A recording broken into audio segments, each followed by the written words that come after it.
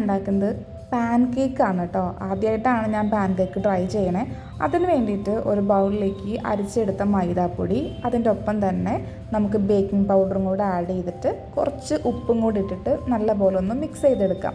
ഈ മിക്സ് ചെയ്യണത് ഡ്രൈ ആയിട്ടുള്ള പൗഡേഴ്സാണ് നമ്മൾ ഫസ്റ്റ് മിക്സ് ചെയ്തെടുക്കുക. അതുപോലെ തന്നെ വെറ്റായിട്ടുള്ളത് വേറൊരു ബൗളിലായിരിക്കും നമ്മൾ മിക്സ് ചെയ്യുക. അപ്പോൾ ഈ പൊടികളെല്ലാം നല്ലപോലെ ഒന്ന് മിക്സ് ചെയ്തെടുക്കുക. നമുക്കിതിൻ്റെ ഒപ്പം വേണമെങ്കിൽ ഷുഗറും കൂടെ ആഡ് ചെയ്യാം കേട്ടോ. പക്ഷേ ഞാനിപ്പോൾ ഇതിൻ്റെ ഒപ്പം ഷുഗർ ആഡ് ചെയ്യുന്നില്ല.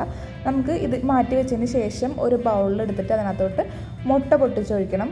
മുട്ടേൻ്റെ ഒപ്പമാണ് ഞാൻ ഷുഗർ ഇട്ടിട്ട് മിക്സ് ചെയ്യണത്. അപ്പോൾ മറ്റേ പൊടിയിൽ ഇടുന്നേക്കാട്ടിലും കുറച്ചും കൂടെ മെൽറ്റായി കിട്ടും മുട്ടയിലിട്ട് അടിക്കുമ്പോൾ. അപ്പം മുട്ടയും പഞ്ചസാരയും കൂടിയാണ് ഞാൻ അടിക്കുന്നത്.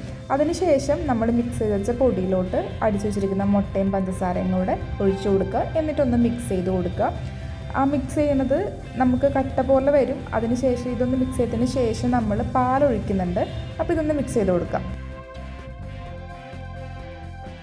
ഇനി അതിനകത്തോട്ട് നമ്മൾ ഒരു 3/4 കപ്പ് പാലാണ് ഒഴിക്കുന്നത്. ആ പാലും കൂടെ ഒഴിച്ച് ഒന്ന് മിക്സ് ചെയ്ത് കൊടുക്കാം.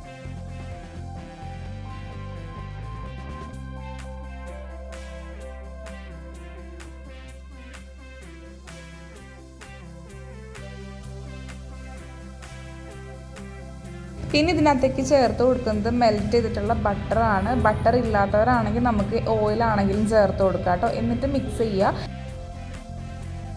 ഇത് ജെൻറ്റലായിട്ട് ഇളക്കി കൊടുത്താൽ മതി കേട്ടോ. ഒരുപാട് ഓവർ മിക്സ് ചെയ്യണ്ട. കട്ട ഉടയാൻ വേണ്ടി മാത്രം ഇളക്കി കൊടുത്താൽ മതി. നമുക്ക് അതിനകത്ത് കാണാൻ പറ്റും ബബിൾസ് പോലെ.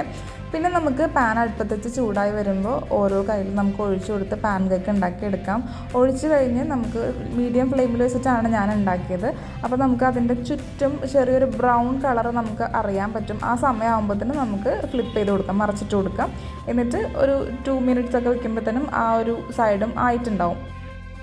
ആ ഒരു ബ്രൗൺ ഷെയ്ഡാണ് അതിൻ്റെ ഒരു പാകം നമുക്ക് മനസ്സിലാവുക.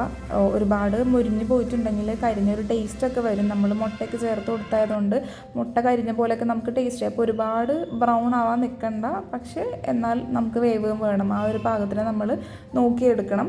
ദെൻ അതുപോലെ തന്നെ നമുക്ക് ഇത് മറിച്ചിട്ട് കഴിയുമ്പോൾ അത് പൊന്തി വരുന്നതായിട്ട് നമുക്ക് കാണാൻ പറ്റും. ജസ്റ്റ് ഫ്ലിപ്പ് ചെയ്ത് കൊടുക്കുമ്പോൾ അതിൻ്റെ ആ ഒരു ടെക്സ്ചർ, നമ്മൾ ബേക്കിംഗ് പൗഡർ ഇട്ട് കൊടുത്തിട്ടുണ്ടല്ലോ. അപ്പോൾ ജസ്റ്റ് ഫ്ലിപ്പ് ചെയ്യുമ്പോൾ നമുക്കത് അറിയാൻ പറ്റും പൊന്തി വരുന്നത്. ദെൻ എല്ലാതും ചുട്ടെടുക്കുക. ഞാനിവിടെ എടുത്തിരിക്കുന്ന പൊടിക്ക് ടോട്ടൽ 3 എണ്ണമാണ് ഞാൻ പാൻ കേക്ക് ഉണ്ടാക്കിയെടുത്തത്. വളരെ ഈസി ആയിട്ട് വീട്ടിലുണ്ടാക്കിയെടുക്കാൻ പറ്റുന്ന ഒന്നാണിത്.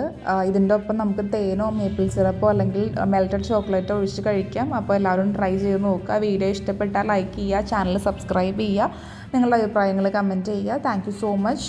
ആൻഡ് നെക്സ്റ്റ് വീഡിയോ ആയിട്ട് കാണാം. Till then bye.